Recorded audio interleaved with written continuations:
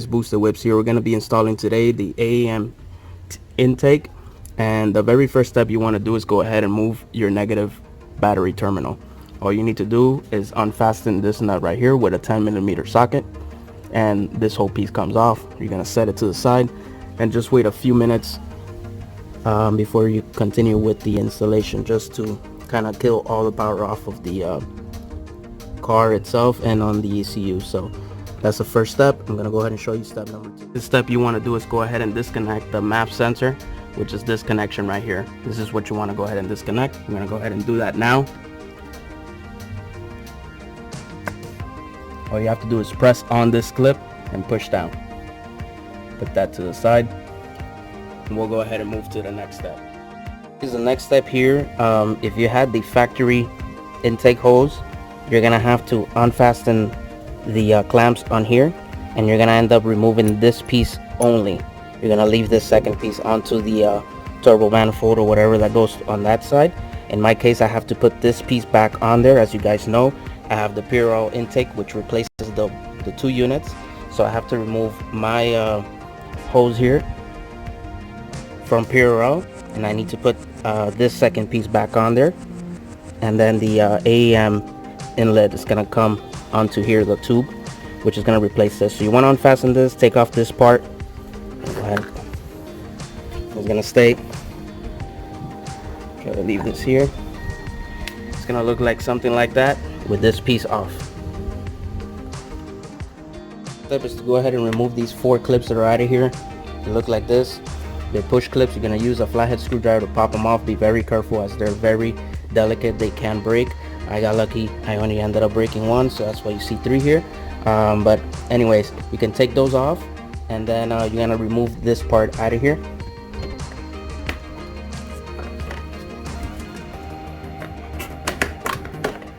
Gotta wiggle it a little bit, and this whole piece comes off, just kind of left and right until it comes off. Go ahead and already put on the stock area side on the left hand side already, so that way we're able to go. Now the next step is to go ahead and remove the air box out of here.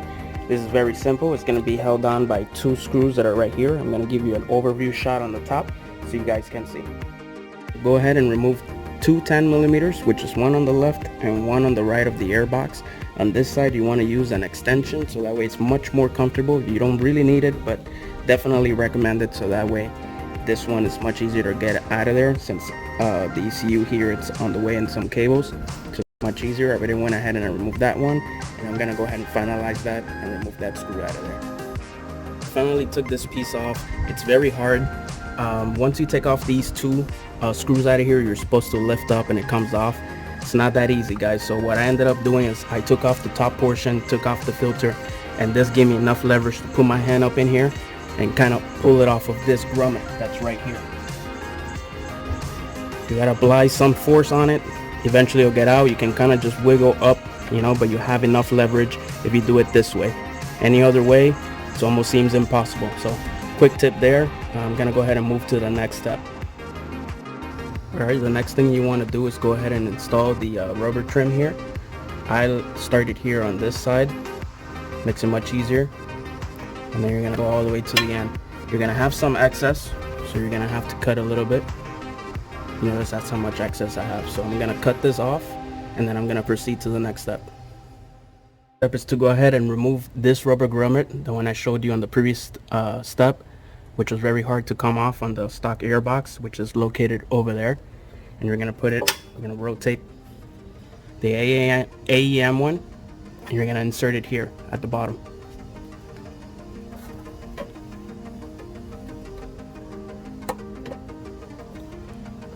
Just like so.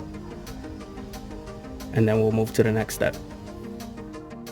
Is to go ahead and install the rubber stud, which is this one right here. You just need a washer and 1 of the nuts, and this is provided inside the kit. So what you want to do is you're going to pull one side right there, and you're going to use the washer and the nut to go ahead and secure it on one side. I'm going to go ahead and do that now, and I'll show you how it's done. I'm going to go ahead and do hand tight only, so just in case I need to adjust it, I put it right at the center. That way, once we put in the intake tube, it rests on the other side of this rubber stud, and then we can adjust if needed. If not, we're gonna go ahead and tighten this up with the, I believe this is a 10mm bolt. We'll go ahead and check it out once we get there. Position the heat shield on there. You're gonna go ahead and secure it with the rubber grommet at the bottom, and you're gonna use the supplied hardware, which is two 10mm screws with a hex head, and you're gonna put a secure washer and a regular washer on top. And this, you're gonna go ahead and put it on the stock sockets, which are located there and there. And this one here, you're gonna use the push clips, one of the push clips that you removed initially, which were 4. You're gonna use one of them on here. So I'm gonna go ahead and do that now, and then we'll go ahead and move to the next step. Next step is to remove the MAP sensor out of here. It uses a Phillips screw, the stock one.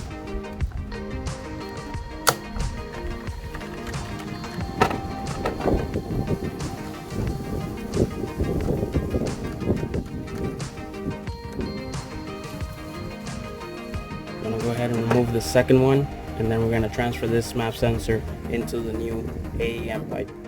Go ahead and transfer this over. Make sure to not touch any of the contacts. And this only goes in one direction. You're going to use the supply screws, which are Allen based. I believe is a 5mm, and you're just going to secure it with the screws they provide. Go ahead and put the coupler on here. I'm going to put one end, and we're going to go ahead and secure it.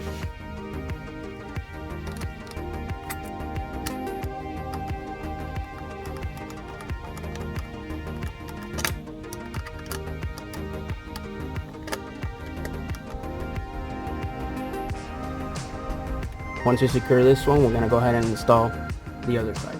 Next, clamp on here, and the best way to get this is upside down. Once you have it, you can go ahead and turn it to where you need it.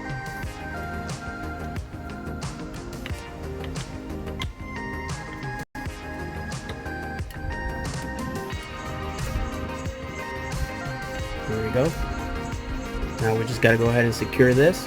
We'll add in the bolt down here, and then we'll add the filter, and we'll finalize the setup and connect the MAP sensor back on, and then the battery terminal. Went ahead and already mounted the filter. You're just gonna go ahead and mount it and put on the bracket on here, secure it. I ended up securing it more towards the end, so it's more secured on the tube. And just make sure you push with one hand in, ensure this doesn't slide off. Push it all the way in to where it stops, and secure it with the bracket. Last step is to go ahead and install this. Connection back onto the sensor. And then we're going to go ahead and connect the battery terminal, turn on the car, and we'll see how it runs. Forget, you want to go ahead and tighten up the 10mm bolt that was inside for the stud, the rubber stud. You want to go ahead and tighten that. You can use a 10mm key, which is much easier to go ahead and tighten that, and it's on both sides, just one below the tube and one near the intake filter. So make sure you tighten those two, and also ensure that all the other bolts on the brackets are also tightened and on the sensor. And then we'll finalize this setup. I'm going to go ahead and put the terminal back on, and we're going to fire this up and turn it on. I'm going to rev it up.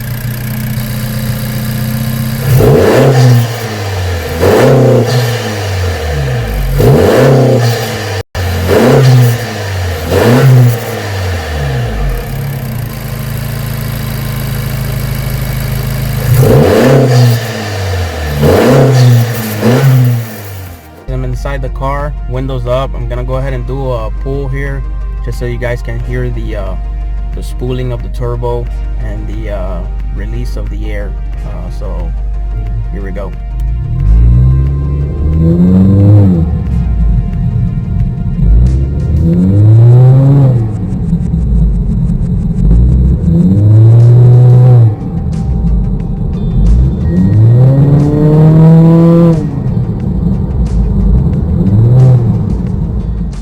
Our windows down. I'm gonna go ahead and just put it on neutral and rev it up.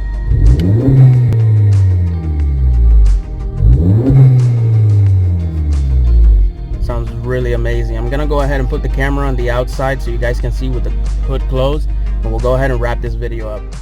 Go ahead and wrap the video. Thanks for watching. Hope you guys enjoyed the installation videos. If you have any questions, comments, go ahead and drop them below. Thanks for watching. As always, don't forget to like, share, and subscribe. I'm gonna go ahead and end the clip with just a few revs on here with the car on idle and on neutral, and we'll wrap it up. And until next time, guys, thank you.